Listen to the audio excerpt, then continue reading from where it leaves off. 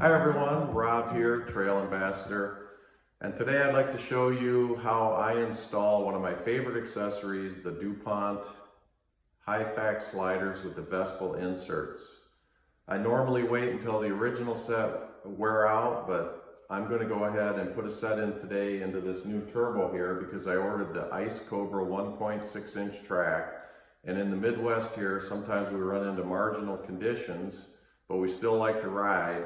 And the DuPont sliders really increase the life of the Hyfax, reduce rolling friction due to the Vespel inserts, and increase track life by not transferring so much heat to the clips.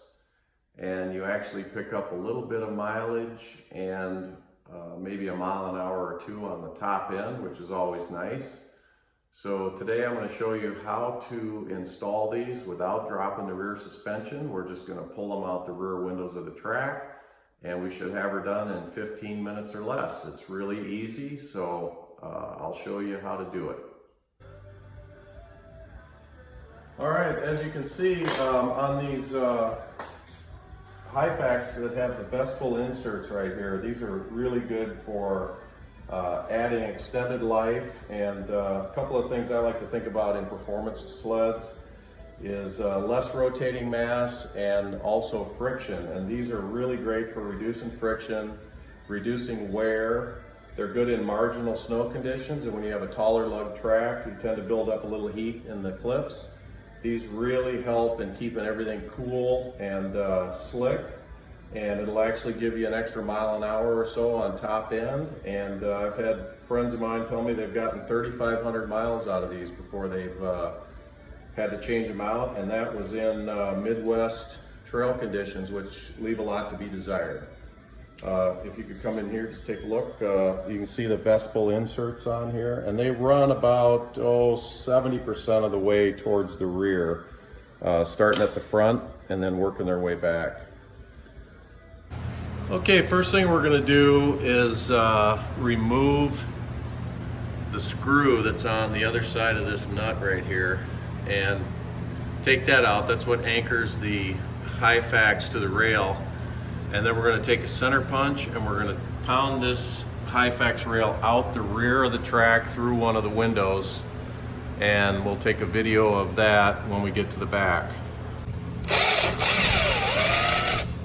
Now we're going to just start with this flat punch, using the hole that we just took the screw out of.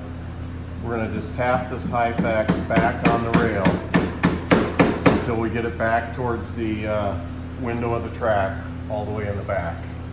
All right, I pounded on the front, and as it started to exit out the back, I just had to pry a little bit on the window, not much, with a big flat bladed screwdriver and a little silicone spray, which you can see dripping there. Don't use anything too harsh. This is just straight silicone spray. And then the Hyfax started popping right through the window, and now I'm going to grab it with a pair of pliers and just pull it all the way out.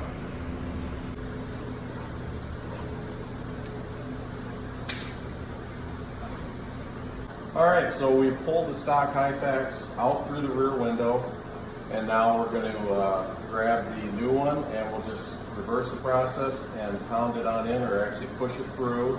Use a little silicone lube on the window, and then put the screw back in up in the front, and that side should be done. All right, we got the stock Hyfax out. Now we've got the DuPont here with the Vespel inserts, and what we need to do is measure up the stock one against the new one, mark it off, and then trim it to the same length, and then we'll push it on the rail. All right, we're going to put the new Hyfax in, and you can see I'm coming in at 90 degrees, get it started through the window, and then I just twist it. And again, I got a little silicone on there, and you can see that it just started right through the window nicely. It's not hurting anything. And now we come over here and get it started onto the rail. Just kind of help it along, and now it's on the rail, and we start pushing it down the rail.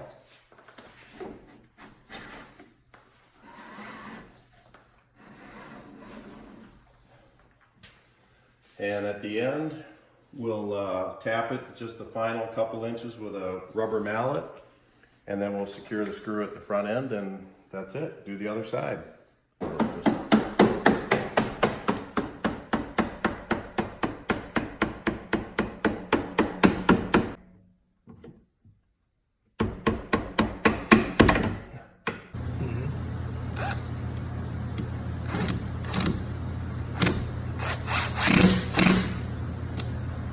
Okay, she's tight.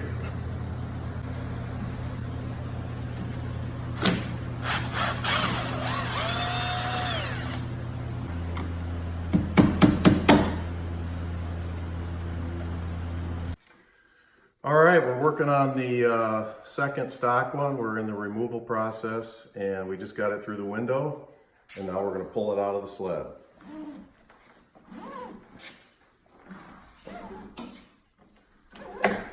And that's it. Again, we've already cut this one to the right length, and don't forget to chamfer the back edge so that it doesn't hook on a clip in reverse. And just make it look like the stock one. The stock one's got the same chamfer here, so just make them look the same, and you'll be good to go.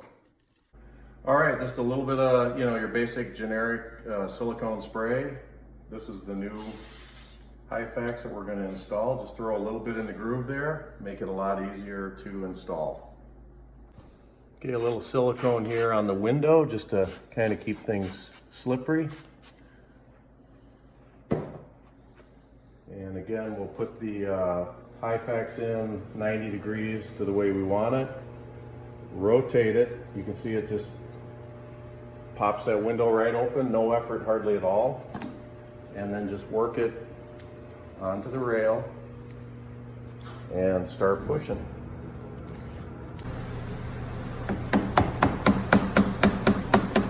Using this piece of old plastic material here. It's actually just like tunnel protector material, and it's got the right hardness, and you don't have to worry about scratching up your rails or anodizing or anything. Just pound it right on in.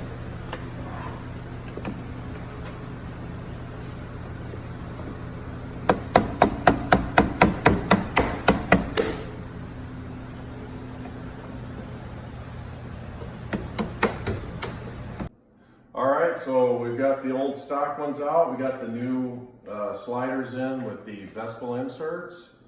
We should get more mileage. Track should run cooler, less friction. Maybe a little extra speed on the top end, which we all enjoy. And if you would like to get some of these, they're in your parts and accessory catalog, and they're for all models and track lengths. Have a good day. See you on the trails.